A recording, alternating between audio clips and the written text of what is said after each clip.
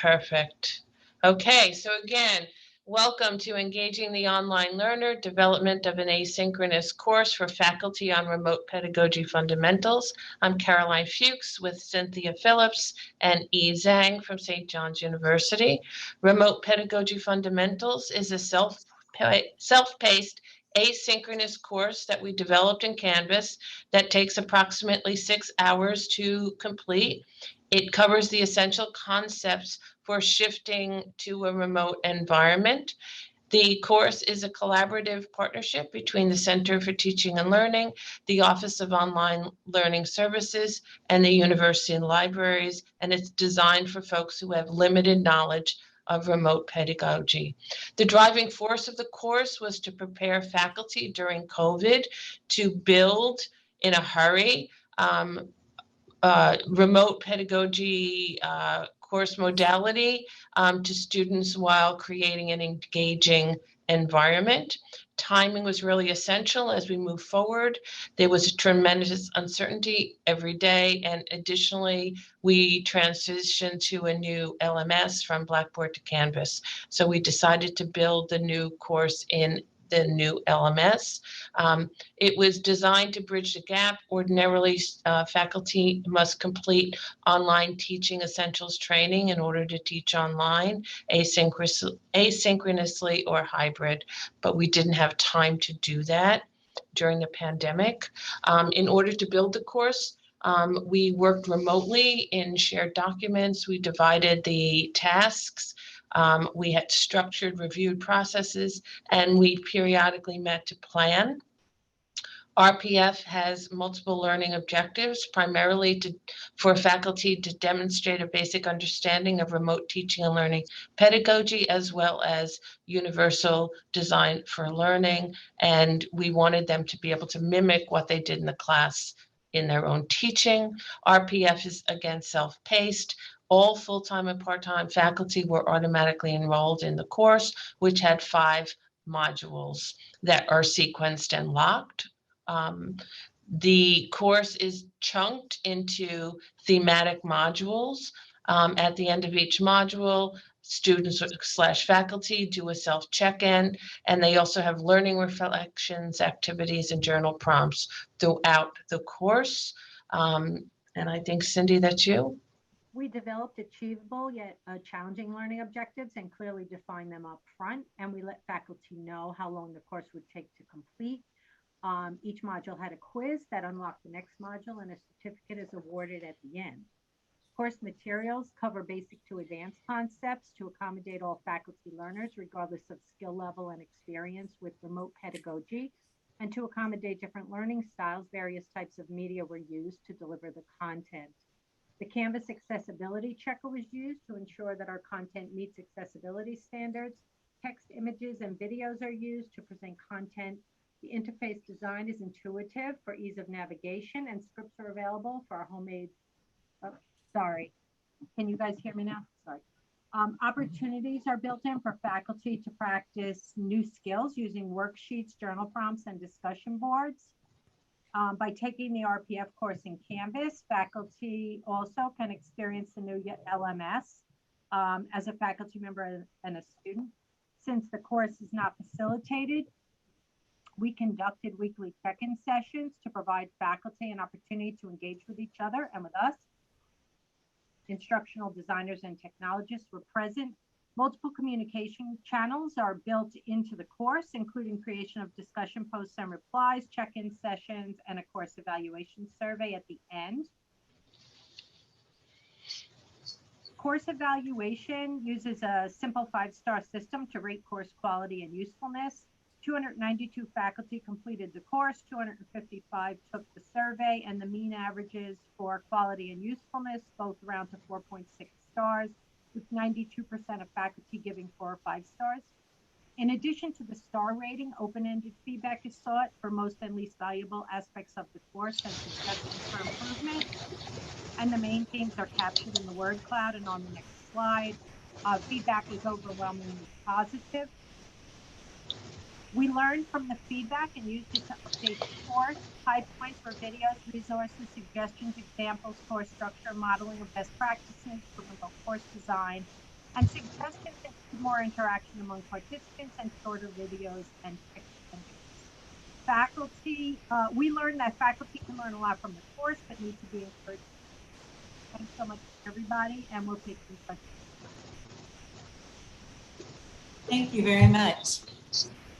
So we are going to do slightly different than I had initially planned. I'm going to ask for a few questions for our first presenters while we work on pulling up some other slides, and then we'll go from there. So please, either online folks or in the room folks, if you have questions, please go ahead and share them.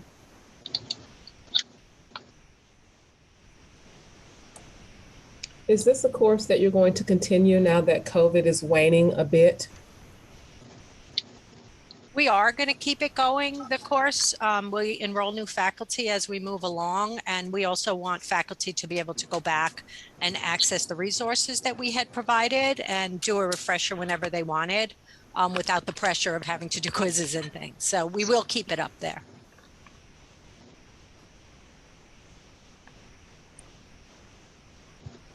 And is it going to be required of anyone who's coming on board new to teach online? So our university has a policy that faculty have to be certified to teach fully asynchronous and traditional hybrid courses. And so we had relaxed that requirement for, I believe it was the fall semester, certainly the spring semester, because we didn't have a choice, but the fall 2020 semester as well. But we went back to that policy for spring 2021. And we were able to actually move the needle from having about 45% of our full-time faculty certified to teach online to about 85%.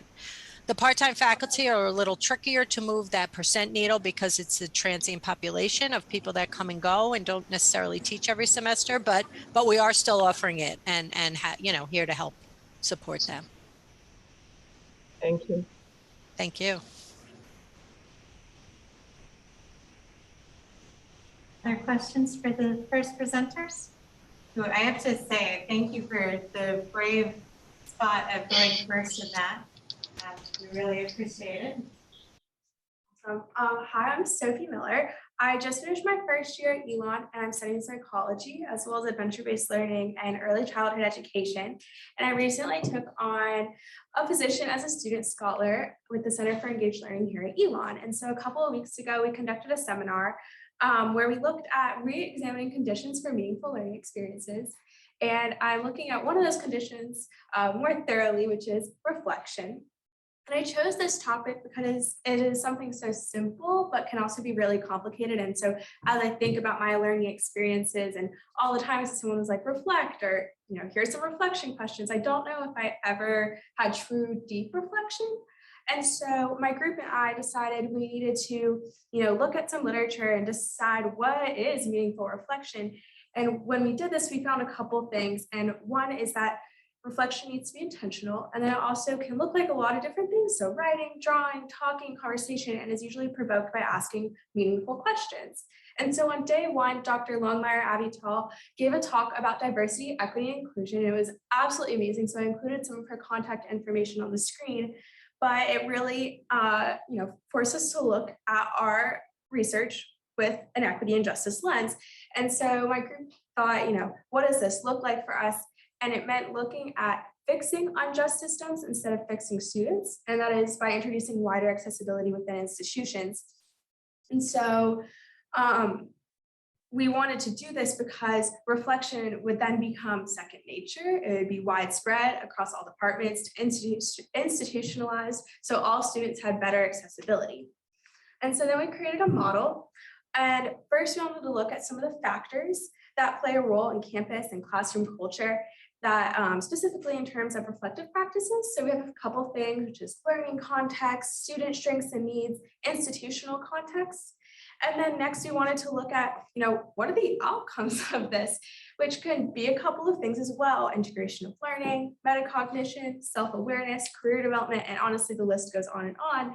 But all at the same time, we really wanted to look about, the ways that reflection can then be embedded throughout the entire institution.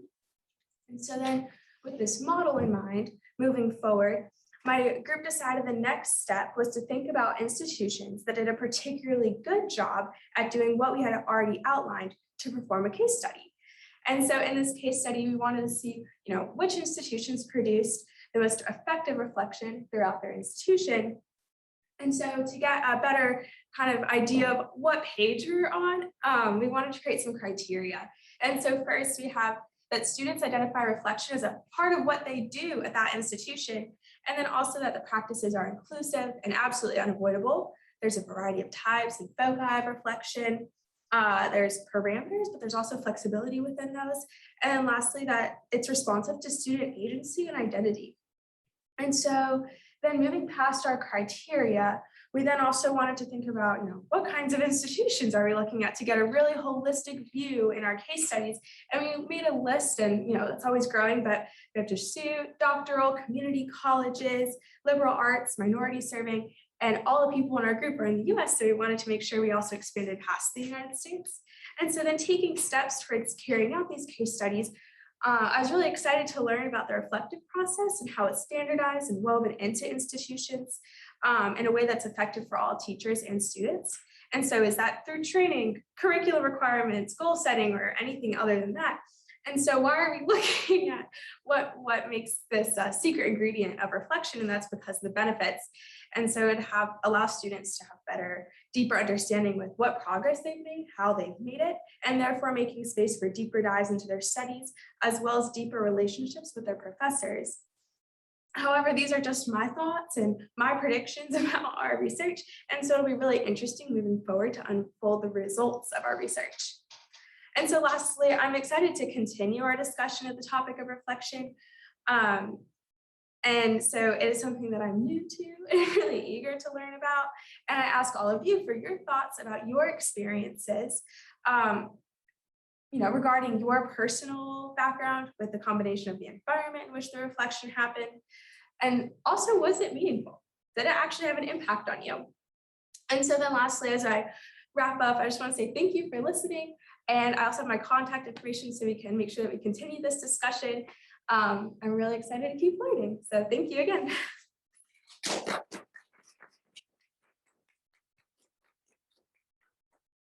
Thank you, Sophie. And Sophie did give us a few questions to think about there. So I'm going to pull those up and just invite any conversation in the room or online about one or more of these while I pull up the next, or actually we've got the next one remote, but I'll shift to that in just a moment. But I'm curious if there are any quick reactions, and we'll come back to it. But how many of you, I wonder, have had a meaningful experience with reflection? If we can see just a show of hands. So we've got some good possibilities. Everyone in the room raised their hand. I'm not sure everyone online has necessarily had a positive, meaningful experience with reflection. So that might be a point of conversation as we continue. For now, I'm going to invite the next presenters to share their slides, and we'll jump in. So let's see. Thank you, Regina. Yes, here we go. And I am going to start it. Hi, everyone. And I'm going to play from the start. Hi. Can you hear? Hi, and welcome to Trauma-Informed Pedagogy, Engaging Diverse Learners in the College Context, presented by Drs. Delores, Liston, and Regina, Rahimi of Southern University. Regina, when you muted it, muted your sound.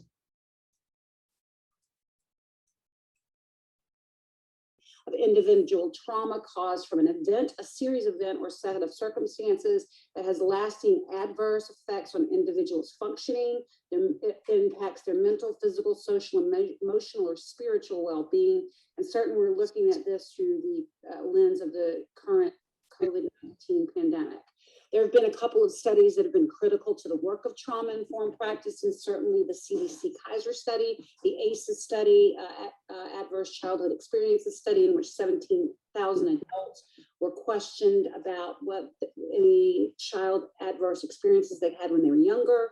And out of that came that 64 adults reported at least one ACE or one instance of childhood trauma.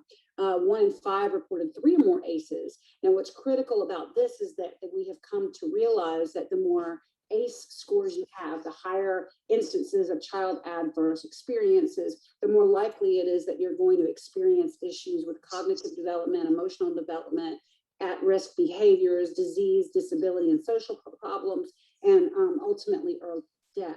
So there has been some expanded understanding of ACEs and instances that could impact student and is considered childhood trauma.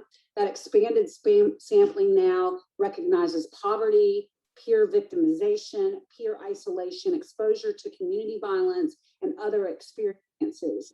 What does that mean for college classrooms? It means that faculty need to be more aware of the impact that trauma can have on students. And what might that look like in a college classroom? It may look like attendance issues. It may look like failure to submit assignments. It might look like withdrawn or easily angered or uncomfortable in the class setting.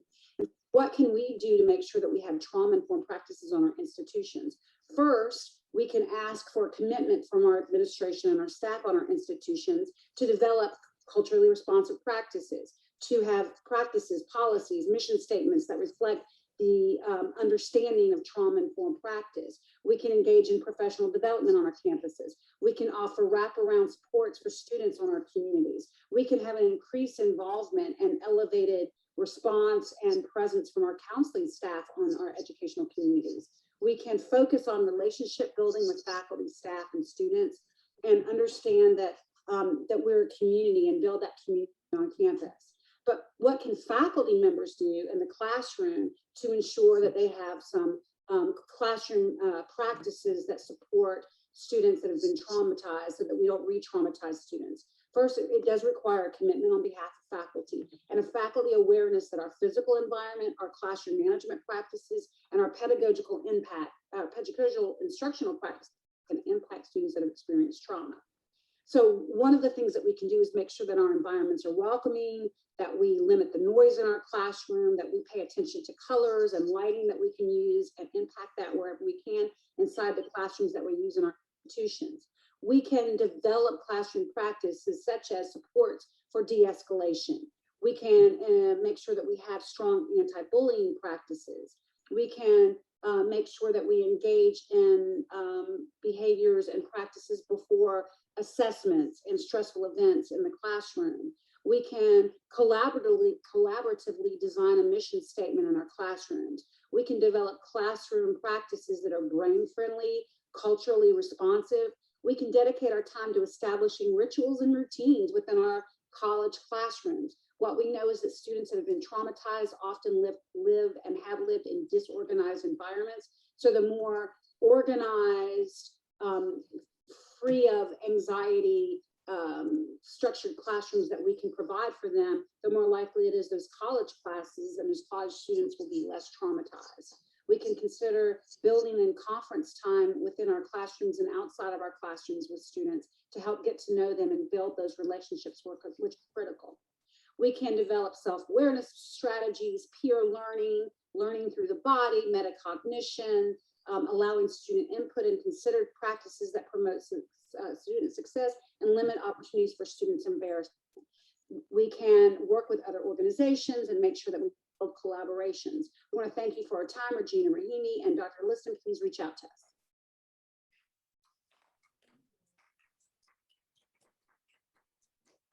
us.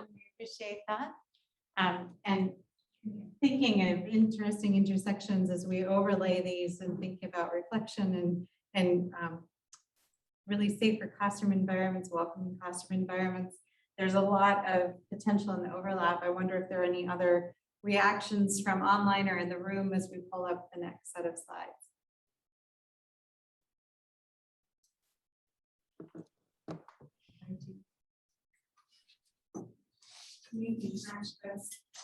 Here for attention.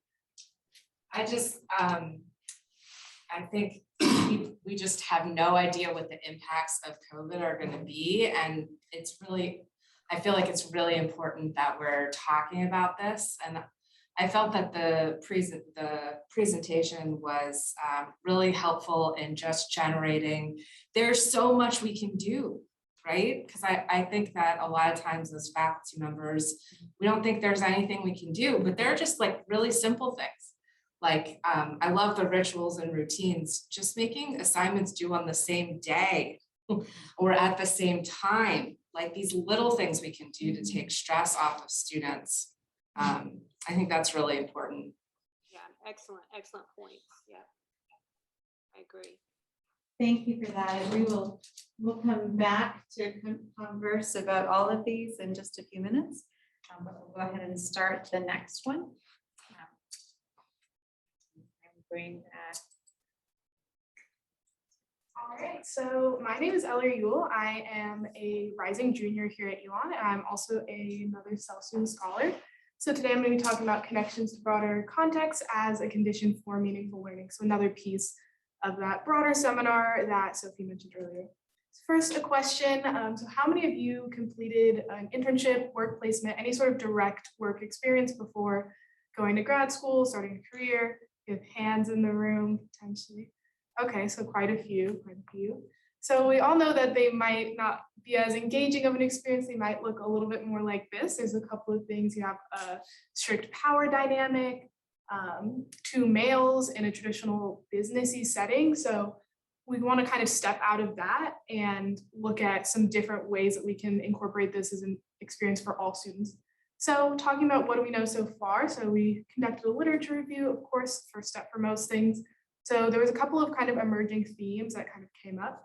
So the first was work integrated learning. So definitely looking at that connection between how does an internship affect future performance. So that was kind of a big trend, looking at internships, service learning, co-ops, practicum, apprenticeships. Those were all really well examined, as well as some teaching and learning strategies, particularly recontextualization. So how do we teach students, and then how do we help them recontextualize that information, often while incorporating a real world experience, as well as interprofessional education, especially in the healthcare field. And then also looking at curriculum building. So how do we incorporate those real world experiences into curriculum? If they're healthcare students, when do they do that practicum? How do we make that an integrated experience? Those were kind of the main themes that emerged doing our literature review. So I'm going to back up a little bit and talk about how are we defining connections to broader context, because there's kind of a lot of nuances in that, and it could mean a lot of different things. So when we were having our seminar, we were asking the same thing. Our group kind of jumped in and started looking at the direct internship experience pathway. And then when we brought it to the whole group, there was a discussion of, okay, what does that really mean? What are you looking at within that scope? So we had a seminar participant say they were thinking about students' lived experiences, which we are defining as a representation of the experiences and choices of a given person, and then the knowledge that they gain from those experiences. So they were challenging that piece and challenging that sort of linear.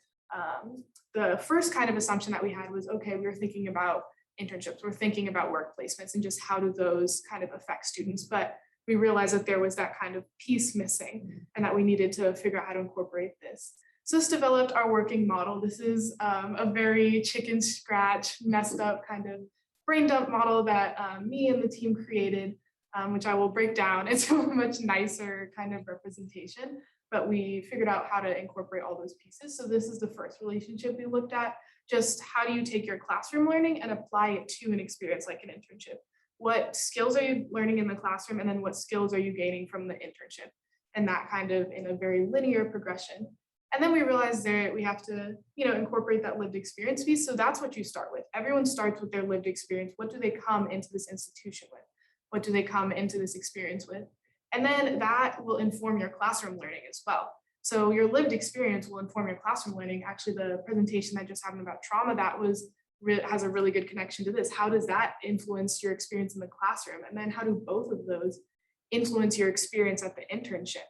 So how does all of that kind of build? And then another representation is looking at it as parts of the whole. So although they build progressionally, they also are just all kind of creating that employable, well-rounded student that universities hope to create. And all those pieces, the lived experience, the classroom experience, and that internship experience, they all kind of make that whole. So our research questions following that are, the biggest one is who engages and how and why do they engage? So are all students getting access to these opportunities? How are they going into those opportunities? And then how do they bring their lived experiences into these spaces? So we're planning on doing a survey to look at students and what internships they do and how does their classroom learning and how do their lived experiences really come into these spaces? What does it look like when they go out into that community, get that real world experience? So some questions for you. So how can institutions ensure that real world experiences have meaning? So what can institutions do to make sure when their students are going on to those internships, they're not just getting coffee, but they're getting meaningful real world experience that will directly apply to their career? Then if you think back to an internship or work experience that you had, how could you have made that experience more meaningful? Or if it was a meaningful experience, why was it meaningful? So how is the practicality of it and how does that apply to everything? So yeah, that's about all I have. This is my email. But thank you for your time. Thank you, Ellery. And I appreciate that you were already drawing connections with the other presentations. And I also have to share that Ellery just taught me something. So when I started doing Ignite presentations, you couldn't do the automatic advancement in Google Slides. And now you can. And because of Ellery, I now know how to. So thank you. Other quick reactions to Ellery's that beyond my reaction to learning new technology.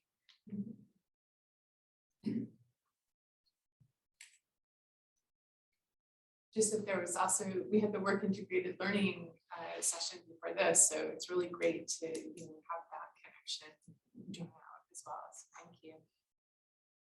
I have a question. It could be for either of you, but from your work so far, what have you learned about meaningful reflection and practices that help students make that connection? So when you asked me to reflect on my experiences, I lacked that input. So I probably look more like the coffee pouring example, but I sought and desired something else. So have you learned anything yet about how we can help students make the meaningful connections? So like some of the other conditions that we're looking at of meaningful learning is relationships, and we actually then broke relationships up into two different conditions because it was so much to unpack there. And so I think there's really something to be said for the relationships in the classrooms and then the internships and things like that. And so how comfortable are students in their environment? Are they willing to share and be vulnerable? And then also just are they going to be coming back and asking more questions to then reflect more or to, be open to new experiences and things like that? I think that they all really connect. And without, one, you can't have the other type of thing. Yeah, I think also just kind of reflecting on the interconnectedness of all of them, but I think in particular about broader context, you think a lot about what can universities do to make these spaces more safe and how can there be a degree of intervention that's not too much, but also enough so that we ensure that students are getting these experiences and they are meaningful. Because, if you're a university sending a student out to a company, you don't know what the experience will look like and it could be very negative. And so how do we kind of have that balance of, there needs to be some sort of communication. You need to have a relationship with that person. So that relationships piece is really big, but I think the interconnectedness is I've learned a lot about oh, this informs this and this relates to this. And so kind of that bigger picture, I think I've learned a lot. I'm not going to do the Ellery and Sophie's responses justice and trying to amplify them, but after the fifth and final presentation, I'll invite them back up closer to the mic so that as we're talking about all of the presentations, you can hear them a little bit better if you're online. So I'm going to now turn it over to Christina for our final presentation. Christina, you can take it away when you're ready.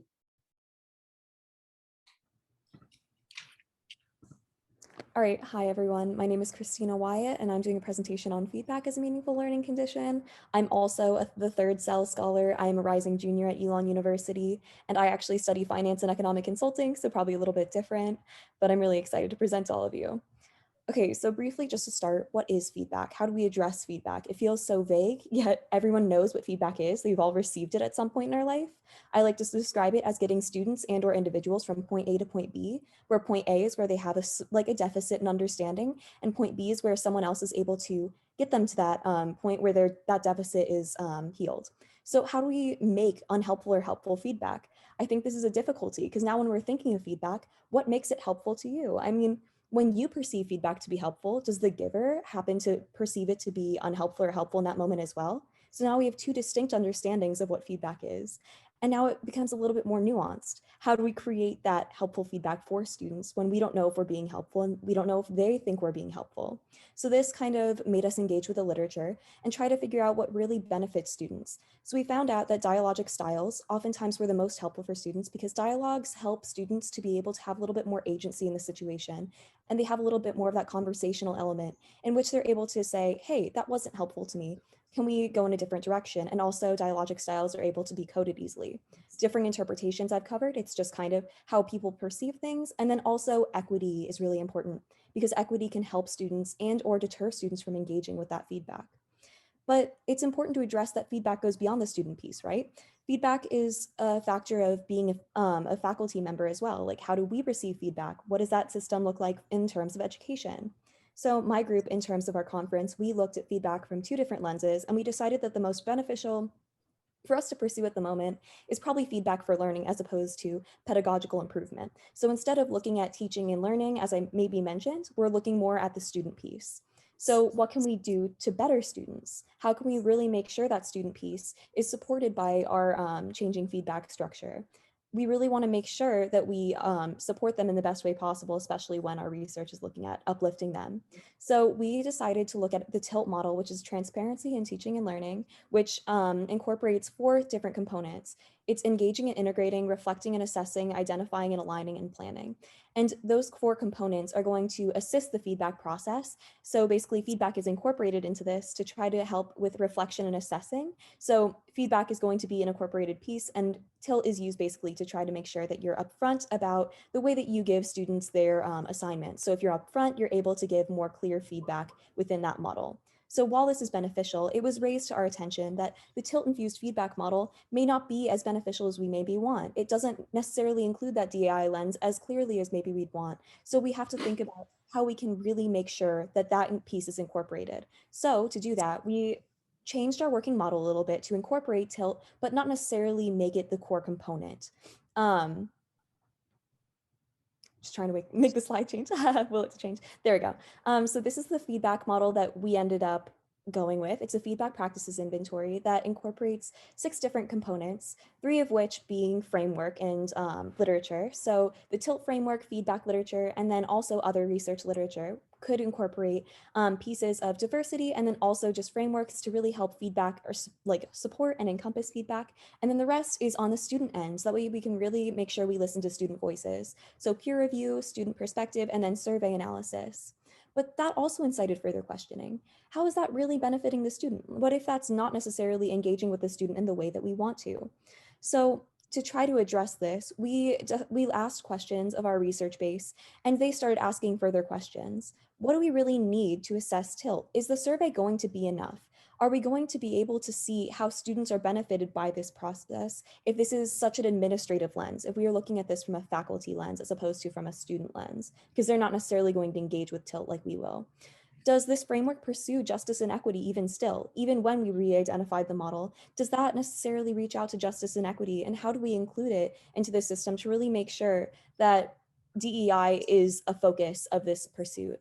And then although pedagogies such as TILT are beneficial, do they really overall improve the quality of feedback? So while we focus so heavily on this framework, is it actually going to benefit our students? Are they actually going to receive better feedback after we're more upfront about the way that we're assigning our classwork?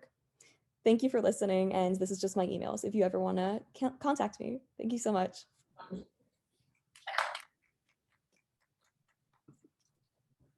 Thank you, Christina.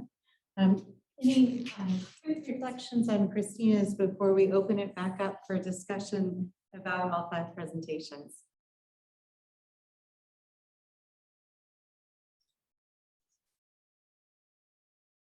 I'm going to go ahead and invite Sophie and Ellery to come back up so that folks can hear them better and see them better as we broaden the discussion. I'm curious if there are themes that folks heard across the different presentations or intersections. I know that Ellery raised one in terms of the way that a classroom environment can feed into our ability to make connections. But I wonder if there are other interconnections among the presentations that folks heard or other questions that you'd like to ask any of the presenters.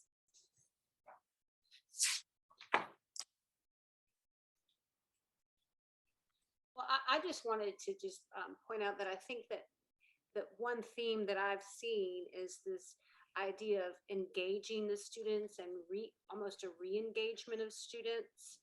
I think that's real critical, as someone said earlier, about as we move, we're not post-COVID, but nearly post-COVID, hopefully, as we move into that, this re-engagement of students and how we can keep students connected is going to be really critical. So I think that's a theme in all the presentations I've noted.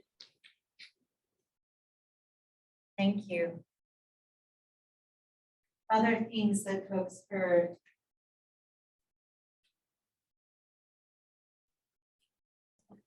I'm certainly not facilitating, but since you brought it up, I do want to hear ideas about that anyone on the Zoom or in the room may have about how, oh, I'm sorry, let me share my screen.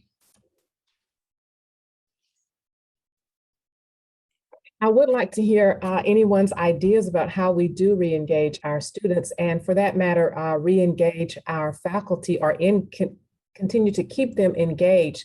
My role here at the college where I work is as Quality Enhancement Plan Director, and right now our focus is on active and engaged learning. And so it's not about just getting the students back engaged, but how do we get our faculty members post-COVID re-engaged?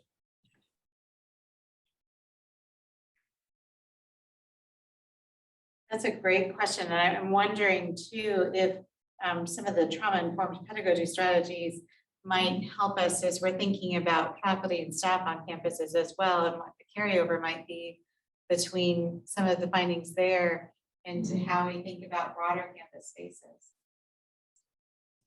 I know one of the things, I'm sorry. No, go ahead, please.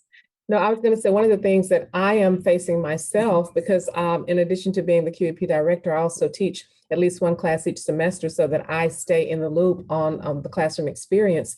And I am having a little anxiety about going into the classroom unmasked and engaging the students in the same way that we did pre-COVID. So that's why I'm just wondering what everyone is thinking about how to do that successfully. I just wanted to mention for the students that presented, you all did such a great job in identifying ways to have these meaningful connections and ways for us as faculty to make sure that we're finding those opportunities in our classrooms. And the other thing that I wanted to mention was, even though, just like Patrice just mentioned, I feel really stressed about the fall and going back into the classroom again.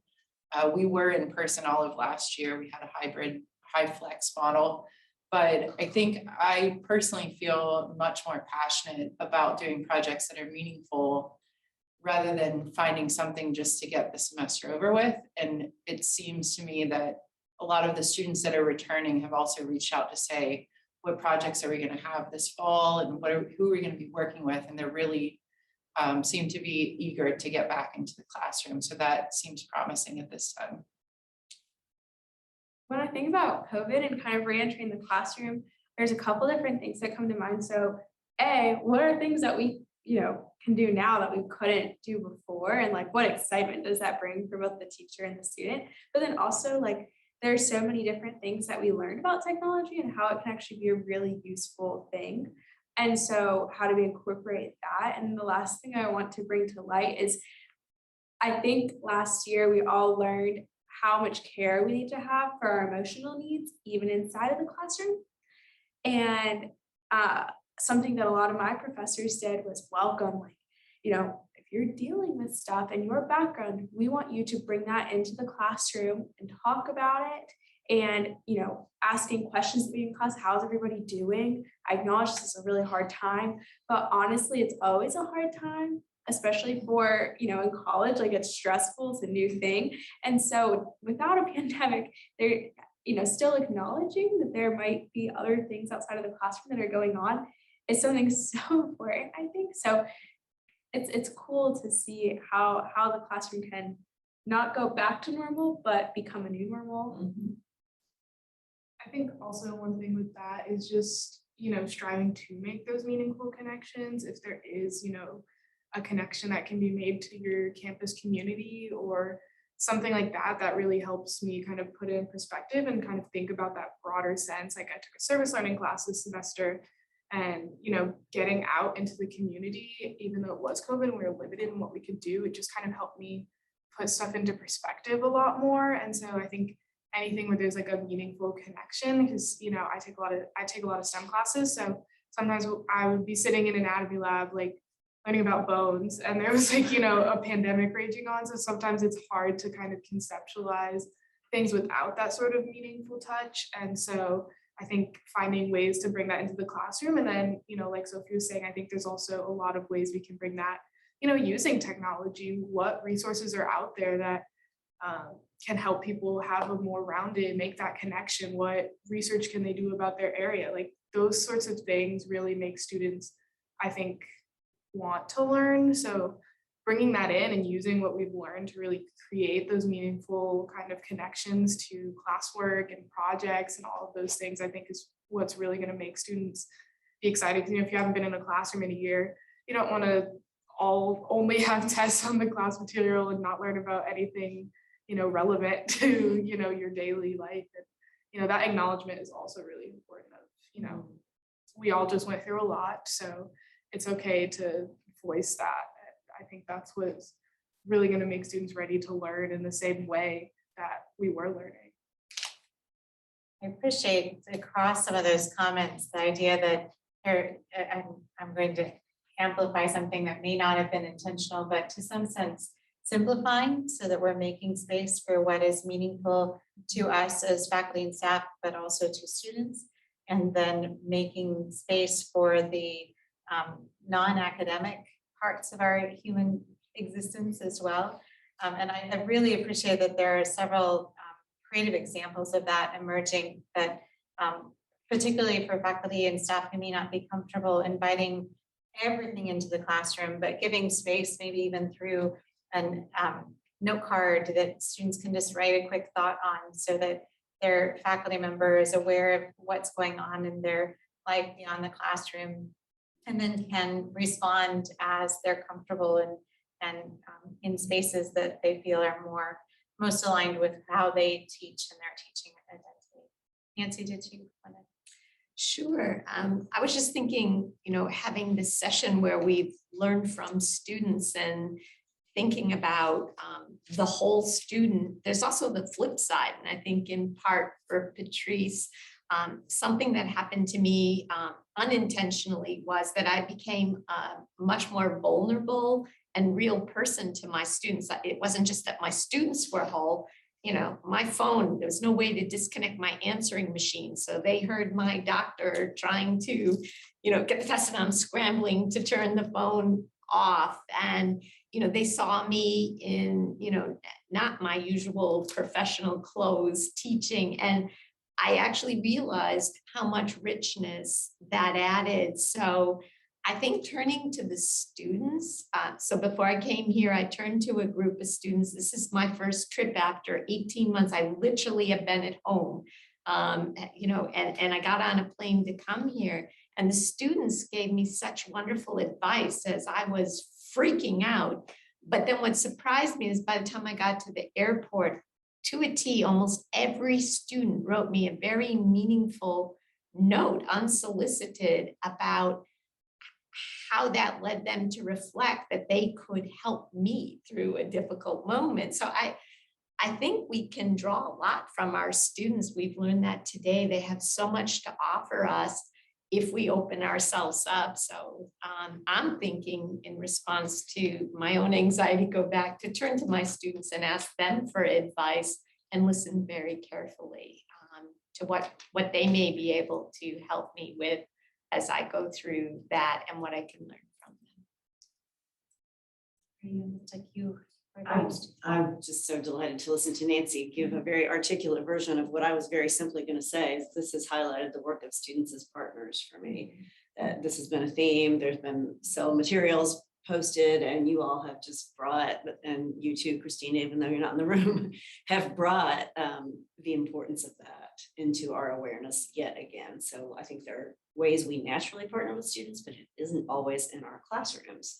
So I think that's one of the big takeaways for me is that you all, I mean, it sounds stupid, but you have good ideas, you have great ideas, and your authentic experiences and the things you're bringing into the classroom that you've lived outside of the classroom, especially in the last year and a half. So we know from what we're doing, interviewing students on mentoring, that that's very important. So those meaningful connections are great. Thank you, the three of you in particular, for being such a good reminder of this work today.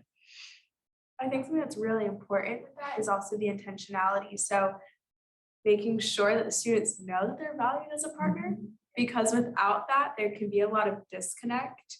And with the explicitness and saying, I want to hear what you have to say, not just right now, but always, it then also feeds back into the relationships and then to what Christina was saying with feedback and things like that. So it is very important to be transparent too. And I mean, again, it all falls into each other, but I think another thing that this session has led me to think about, both as an instructor and somebody who works with campuses, is a bit of attention in some of the engaged learning online IT sessions I've gone to, where there's been a recommendation to take a lot out, but also with a kind of dumbing down, students aren't up to the task, versus what Ryan was talking about, a kind of less is more meaningful high level work. And what I heard from the student presentations and also from the trauma presentation is, if we design the environments correctly and set the bar high and support,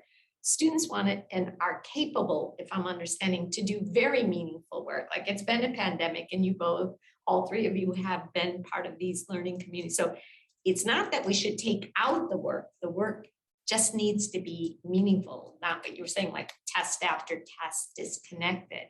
Have I got that? Like students like you, at least, are up to the task. So we shouldn't underestimate, but we should keep in touch with. It's hard. It's like a Goldilocks problem to get it just right, right?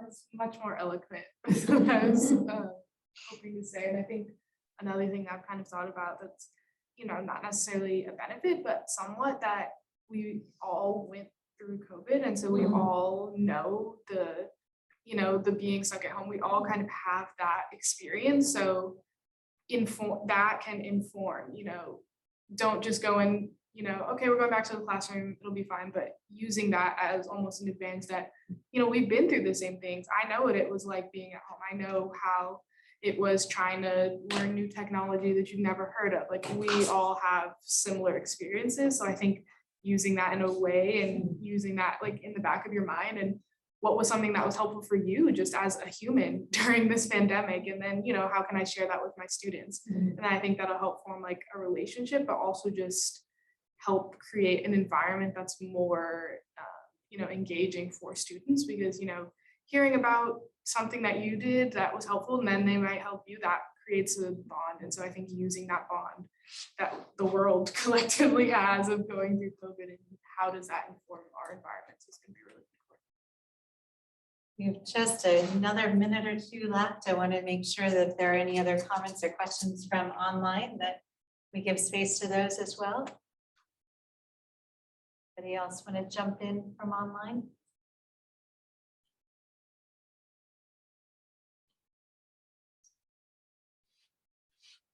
Any other questions or comments in the room? Well, please join me in thanking all of the presenters.